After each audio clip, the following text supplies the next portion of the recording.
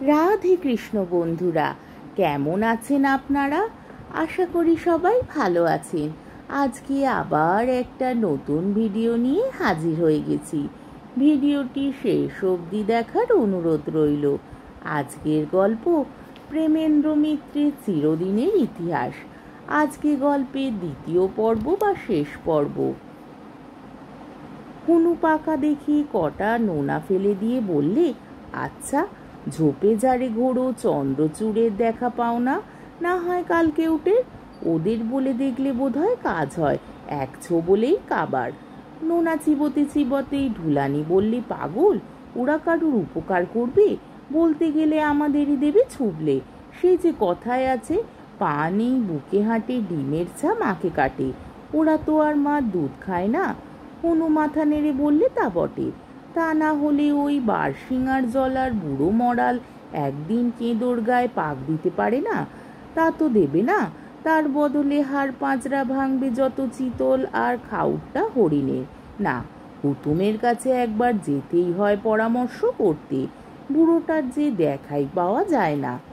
ঢুলানি গাছের গায়ে দুবার শিং ঘষে চলে যেতে বললে, কি হয় না হয় খবর দিও।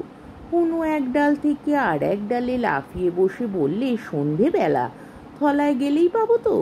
ঢুলানি বিষণ্ণভাবে বললে, থলায় কি আর কেউ যায়? সে আমাদের দিন গিয়েছে, খবর দিও দুন পাহাড়ের তলায়। ঢুলানি আরো কিছু হয়তো বলতো, কিন্তু হঠাৎ শোনা গেল কাছেই কেদুর কাশি। ঢুলানি মাথা তুলে পিঠে শিং ঠেকিয়ে ঊর্ধ্বশ্বাসে দিল ছুট। হুনো দুটো ডাল আরো উপরে বসেছে ততক্ষণে। কদিন বাদে আবার হুতুমের সঙ্গে হুনুর দেখা। সবে সকাল হয়েছে। আগের রাতে হুতুমের ভোজটা একটু ভালো রকমই হয়েছে মনে হলো। দু চোখ বুজে গাছের কোটরে হুতুম যেন ধ্যানে বসেছিল। আগের রাত্রে নতুন সিংহের চামড়া ঘষে তোলবার সময় কাল সিংহে চিতার হাতে মারা গিয়েছে। হুনু সেই খবরটা দুন পাহাড়ে চিকারার দলে প্রচার করবার জন্য তাড়াতাড়ি চলেছিল। হঠাৎ গাছের কোটর থেকে হুম শুনে চমকে দাঁড়ালো। তারপর দেখতে পেয়ে বললে, এই যে দাদা, কদিন ধরে তোমাকে বাদাম খোঁজা করছি। হুতুমের মেজাজটা আজ ভালো। বললে, কেন হে? কেন আবার বলতে হবে? তোমরা তো বিজ্ঞ বুদ্ধিমান ধূপে থাকতে এ বনে আমরা সবাই কি মারা পড়ব বলতে চাও? দোহাই হুতুমদা, একটা উপায় বদলাও। হুতুম বললে, বলবো খন। হুনু অস্থির হয়ে উঠেছিল। বললে, না, বলবো খন নয়, এখনই। তোমার দেখা তো আর তপস্বী করলেও মেলে না। এখন যখন পেয়েছি আর ছাড়ছি নে। হুতুম বললে, বলছি। উপায় তো বলতে পারি, কিন্তু লাভ কি? কি যে বলো হুতুমদা, লাভ কি? এই নখ চোরা দুটো মরলে আর আমাদের ভাবনা কি? হুতুম গম্ভীরভাবে বললে, আর ভাবনা থাকবে না তো? নিশ্চয়ই না।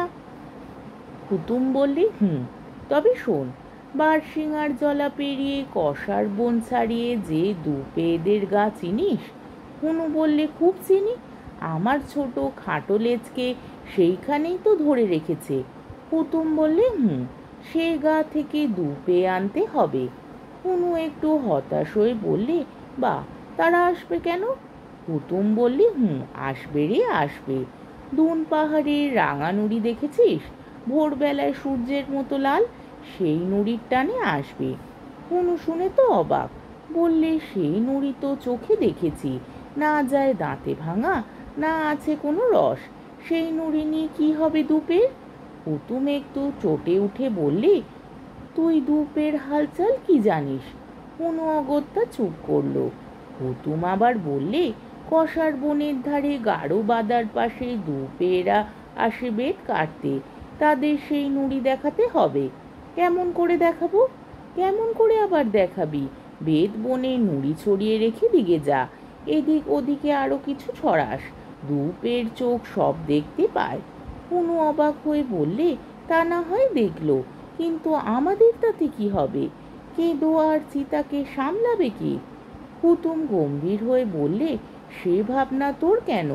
যা বললাম কর আগে, তারপর বসে বসে দেখ কি হয়। অতই যদি বুঝবি, তাহলে গায়ে পালক গজাবে যে। হাজার হলেও হুতুম জ্ঞানী গুণী লোক। এ ঠাট্টা নীরবে হজম করে হুনু বললে, তবে কুঁড়োয় গিয়ে নুড়ি কেমন? ঠিক বলছো তো হুতুমদা, এতেই হবে? হুতুম শুধু বললে হুম। তারপর বছর কেটে গিয়েছে। তরঙ্গিয়ার জঙ্গলের আর সে চেহারা নেই। জঙ্গল অনেক সাফ হয়ে গিয়েছে। কত গাছ যে কাটা পড়েছে তার ঠিক ঠিকানা নেই। দুন পাহাড়ের ওপরে আর নিচে কাঠের আর পাথরের বাসা। দু পেয়েরা রাতে সেখানে ঘুমোয় আর দিনে পাহাড় কেটে খান খান করে। পাহাড়টাই বুঝি তারা ফেলবে খুঁড়ে। হুনুর আজকাল ভারী বিপদ। বন্ধু বান্ধব কেউ আর বড় তরঙ্গিয়ায় নেই। তবু বন ছাড়তেও তার মন কেমন করে, তাই কোনো রকমে সে পড়ে আছে। সেদিন হঠাৎ বাদাম গাছে হুতুমের সঙ্গে দেখা। গাছপালা গিয়েছে কমে। দিনের বেলা বনে আজকাল তেমন অন্ধকার হয় না। হুতুম তাই চোখে বড় কম দেখে। হুনু দাদা বলে ডাক দিতে প্রথমটা তো চিনতেই পারল না। তারপর মিটমিট করে খানিক ঠাউরে বললে, কে হুনু নাকি? আছিস কেমন? হুনু ম্লানভাবে বললে, আছি আর কেমন দাদা। হুতুম আবার চোখ বুঝবার উপক্রম করছিল। হুনু বললে, তরঙ্গিয়ার জঙ্গলের কি হাল হয়েছে দেখেছ তো দাদা? হুতুম একটু অবাক হয়ে বললে, কেন? কেঁদো আর চিতা তো অনেক দিন মারা পড়েছে, সেই খরার বছরেই না? তা তো পড়েছে, কিন্তু সেই সঙ্গে আমরাও যে লোপাট হয়ে গেলাম। সারাদিন ঘুমো, খোঁজ তো আর কিছু রাখো না। দুন পাহাড়ে চিকারার বংশে বাতি দেবার যে কেউ নেই। ধূপের যে বাজলাটিতে কেঁদো গেছো, তাতেই চিকারার দফা রফা। গাউসদের যে কটা বাকি ছিল, কোন বনে যে গেছে কোনো পাত্তা নেই। ঝাঁকাল দু একটা আছে এখনো, কিন্তু বেশি দিন নয়, বাজলাটিতে গেল বলে। বুড়ো ময়াল পর্যন্ত তল্লাট ছেড়ে গেছে। দিন রাত গুড়ুম গুড়ুম, দিন রাত খটাখট। এ গাছ পড়ছে ও গাছ পড়ছে, দুদণ্ড তো আর স্বস্তি নেই। হুতুম বললে, তোমার কথায় নুড়ি ছড়িয়ে প্রথমটা তো ভালোই হলো। আজকাল দুজন, কাল চারজন, দু পেয়েরা ক্রমে ক্রমে ঝাঁকে ঝাঁকে আসতে লাগলো তরঙ্গিয়ায়। তারা কেঁদোকে মারলো বাজ লাঠিতে, চিতাকে ধরলো ফাঁদে। আমরা তো একেবারে স্বর্গ পেলাম হাতে। উমা, তারপর আমাদেরই পালা কি জানতো? দুন পাহাড়ে তারা যেদিন বাসা বাঁধলো, তারপর থেকেই আমাদের হলো সর্বনাশ। কেঁদো আর চিতা তবু একটা দুটোর বেশি মারত না। এদের হাতে দলকে দল সাবার। হুতুম গম্ভীর মুখে বললে, ভালো করতে গিয়ে কি হলো বলো তো? হুনু কাঁদো কাঁদো হয়ে বললে, তরঙ্গিয়ার এ দশা তো চোখে দেখা যায় না। হুতুম চোখ বুজে প্রশান্তভাবে বললে, যা হবার ঠিক তাই হয়েছে। চোখ বুজে থাকতে শেখ, কিছু দেখতে হবে না। আজকের গল্পটি এইখানেই শেষ হলো। আমার ভিডিওটি যদি আপনাদের ভালো লেগে থাকে, তাহলে আমাকে কমেন্টের মাধ্যমে আপনাদের মূল্যবান মতামত অবশ্যই জানাবেন এবং আমার ভিডিওটিকে লাইক ও শেয়ার করার ও আমার চ্যানেলটিকে সাবস্ক্রাইব করারও অনুরোধ রইল। তাহলে আজকের ভিডিওটা এই অবধি। পরের দিন আবার অন্য কোনো গল্প নিয়ে হাজির হয়ে যাব। ততক্ষণ পর্যন্ত আপনারা সবাই ভালো থাকবেন, সুস্থ থাকবেন, সাবধানে থাকবেন এবং আমার ভিডিওটি দেখতে থাকবেন। তাহলে আজকে আসি। রাধে কৃষ্ণ।